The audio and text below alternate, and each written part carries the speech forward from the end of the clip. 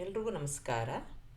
ನೀವು ತುಂಬಾ ಬ್ಯುಸಿಯಾಗಿರೋರು ಅಥವಾ ಕೆಲಸಕ್ಕೆ ಹೋಗೋರಾಗಿದ್ದರೆ ಒಂದು ಒಳ್ಳೆ ಸೈಡ್ ಡಿಶ್ಶು ಪೂರಿಗೆ, ಚಪಾತಿಗೆ, ಲಂಚ್ ಬಾಕ್ಸ್ಗೆ ಹೇಳಿ ಮಾಡಿಸಿರೋ ಅಂಥದ್ದು ಒಂದು ಕಾಬೂಲಿ ಚೆನ್ನೈಯಿಂದ ಕುರ್ಮಾ ಅಂತ ಮಾಡ್ತಾಯಿದ್ದೀನಿ. ಇಲ್ಲಿ ನಾನು 1.5 ಕಪ್ನಷ್ಟು ಈ ಥರ ಕಡಲೆಕಾಳಿರುತ್ತಲ್ಲ ಅದನ್ನು ತೊಳೆದು ಚೆನ್ನಾಗಿ ನೆನೆಸಿ ಉಪ್ಪು ಹಾಕಿ ಬೇಯಿಸ್ಕೊಂಡು ಇಟ್ಕೊಂಡಿದ್ದೀನಿ. ಚೆನ್ನಾಗಿ ಮೆತ್ತಿಗೆ ಬೆಂದಿದೆ.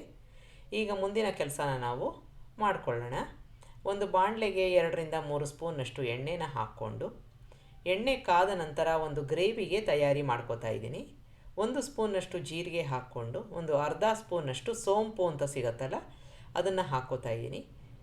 ಇದ್ರ ಜೊತೆಗೆ ದಾಲ್ಚಿನ್ನಿ, ಏಲಕ್ಕಿ, ಲವಂಗ, ಮೆಣಸನ್ನು ಹಾಕ್ಕೋತಾ ಇದ್ದೀನಿ.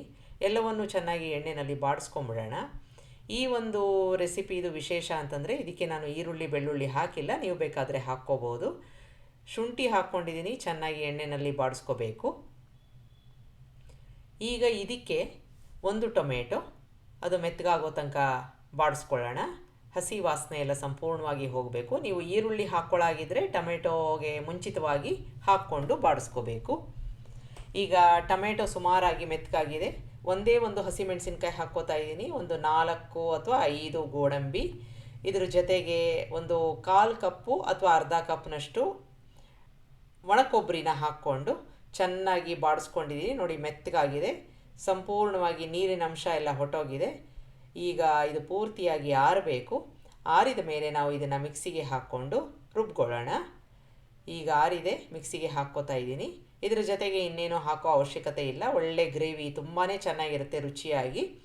ನೀವು ಈರುಳ್ಳಿ ಬೇಕಾದರೆ ಅದನ್ನು ಹಾಕ್ಕೊಂಡು ಬೆಳ್ಳುಳ್ಳಿನೂ ಬಾಡಿಸ್ಕೊಂಡು ಹಾಕ್ಕೋಬೋದು. ಇದ್ರ ಜೊತೆಗೆ ಈಗಾಗಲೇ ಬೇಯಿಸಿ ಇಟ್ಕೊಂಡಿರೋ ಅಂಥ 2 ಸೌಟು ಕಡಲೆಕಾಳನ್ನು ಹಾಕ್ಕೊಂಡು ರುಬ್ಕೋತಾ ಇದ್ದೀನಿ.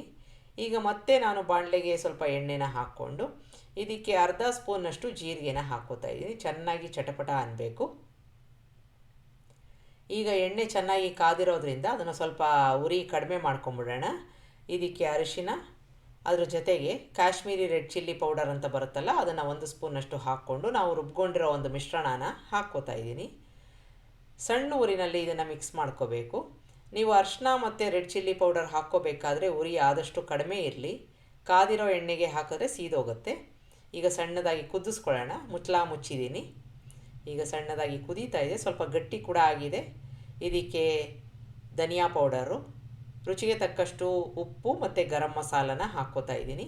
ನಾವು ಬೇಯಿಸ್ಕೋಬೇಕಾದ್ರೆ ಕಡಲೆಕಾಳಿಗೆ ಸ್ವಲ್ಪ ಉಪ್ಪನ್ನು ಹಾಕ್ಕೊಂಡಿದ್ವಿ, ಹಾಗಾಗಿ ನೋಡಿಕೊಂಡು ಹಾಕ್ಕೋಬೇಕು.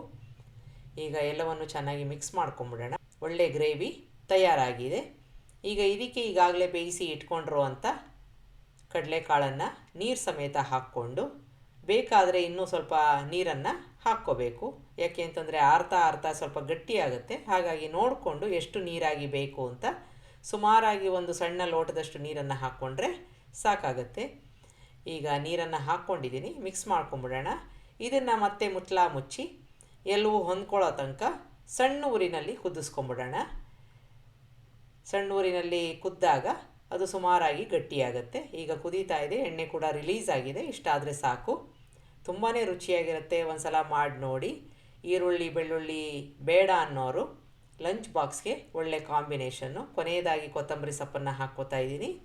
ಮಿಕ್ಸ್ ಮಾಡಿಕೊಂಡು ಇದನ್ನು ನೀವು ಪೂರಿ ಜೊತೆಗೆ, ಚಪಾತಿ ಜೊತೆಗೆ ಸರ್ವ್ ಮಾಡ್ಬೋದು. ಲಂಚ್ ಬಾಕ್ಸ್ಗೆ ಹೇಳಿ ಮಾಡಿಸಿರೋ ಅಂಥ ಒಂದು ರೆಸಿಪಿ. ಈರುಳ್ಳಿ, ಬೆಳ್ಳುಳ್ಳಿ ಹಾಕಿಲ್ಲ. ಇದನ್ನು ನಾವು ಇವಾಗ ಸರ್ವ್ ಮಾಡ್ಕೊಳ್ಳೋಣ. ನಾನು ಪೂರಿ ಜೊತೆಗೆ ಸರ್ವ್ ಮಾಡ್ತಾಯಿದ್ದೀನಿ.